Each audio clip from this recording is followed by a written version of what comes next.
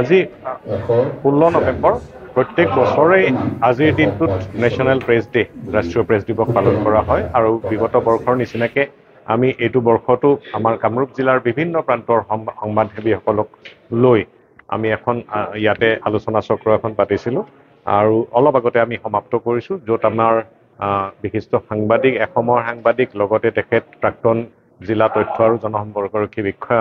অনুপজ্যোতি চৌধুৰীদেৱক আমি মাতিছিলোঁ তেখেতে যথেষ্ট তত্ত্ব সমৃদ্ধ বক্তৃতা প্ৰদান কৰিলে আৰু লগতে সকলো সাংবাদিকৰ লগত আমি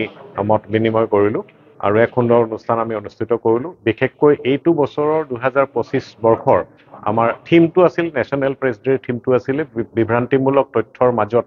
সংবাদ সেৱাৰ বিশ্বাসযোগ্যতাক সুৰক্ষা প্ৰদান খুব এটা আজিৰ দিনৰ মানে প্ৰাসংগিক এটা বিষয়বস্তু আছিলে এই বিষয়বস্তুটোৰ ওপৰত প্ৰধানকৈ আলোকপাত কৰা হৈছে বিভিন্ন কথা পতা হৈছে আৰু নতুনকৈ আমাৰ শ্ৰদ্ধাৰ সংবাদসেৱীসকলৰ কিছুমান তেখেতসকলৰ নতুন আৰু পৰামৰ্শ তেখেতসকলে আগবঢ়াইছে সেইখিনিও আমি পৰৱৰ্তী সময়ত তাৰ ওপৰত আমি ব্যৱস্থা গ্ৰহণ কৰিম আৰু আমি আশা কৰিছোঁ যে আমাৰ কামৰূপ জিলাত আমাৰ যিখিনি কথা আছে যিখিনি অভাৱ আছে যিখিনি আমাৰ দূৰণীবতীয়া ঠাই আছে বা যিবোৰ ঠাইত আমি প্ৰধানকৈ আমি গুৰুত্ব প্ৰদান কৰিব লাগে এনেকুৱা কথাবিলাকো আমি পাতিছোঁ আৰু পৰৱৰ্তী সময়ত সেইবিলাক আমি